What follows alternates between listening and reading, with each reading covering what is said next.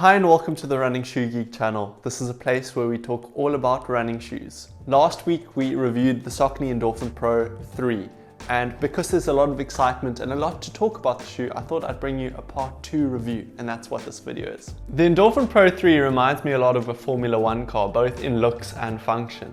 Like a Formula 1 car, it's designed with a very specific intention in mind, and that's to run very quickly.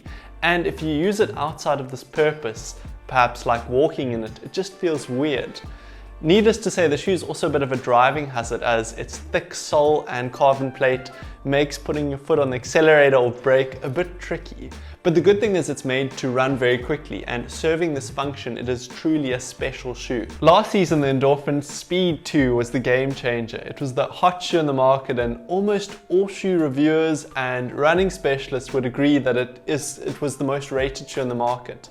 This season, the Endorphin Speed 3 is hot, but the Endorphin Pro 3 is really where all the hype is, and it's the big talking point this season. As I said in my initial review, Saucony have gone from strength to strength this season, and when they update a model, there's a special intention behind the update that not all brands have.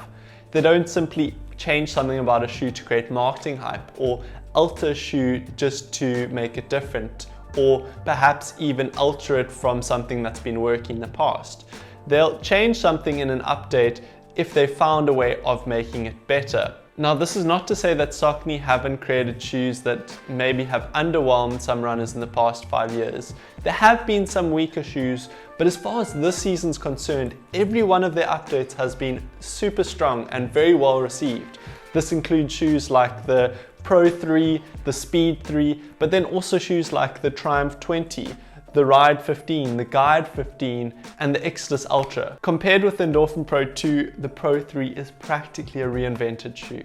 Now sure, there's some Saucony DNA in the shoe. For instance, the fit is very similar to that of the Ride, and the cushioning, even though it's softer and lighter compared to the 2, there is a sense of familiarity in terms of the underfoot feeling. But aside from that, it is completely overhauled and reinvented from top to bottom. And I would say it's more Vaporfly-ish in design. When we talk about what's new, I mean, the shoe's overhauled. So it's got a higher stack height, it's got a wider cushioning bed, it's got a foam that is less dense and lighter than before, it's got a reworked upper, it's got a reconfigurated outsole, and it's got a wicked design that has this carbon plate exposed and really calls out the design and R&D that goes into the shoe.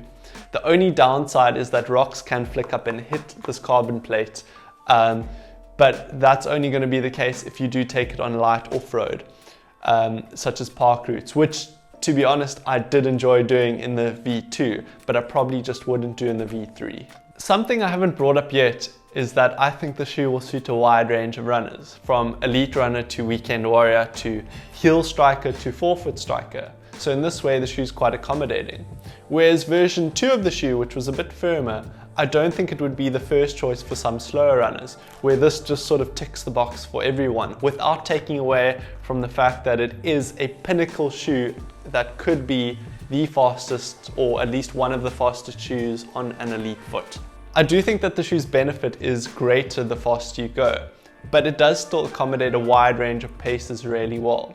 Believe it or not, I don't think that the shoe discriminates against you if you are a slower runner, as long as you use the shoe as a speed shoe, so you're actively trying to keep your ground contact as short as possible, as opposed to using it for an easy day or recovery shoe where you're actively not trying to run quickly. I think the Endorphin Pro 3 is going to be one of the unsung heroes of carbon-plated racing shoes this season, as you simply won't find the Kipchoges of the world race in it and give the shoe the airtime it deserves. Needless to say, I think this is one of the, if not the fastest racing shoes in the market at the moment. If you want to know more about the shoe, be sure to check out my full review of the shoe right over here.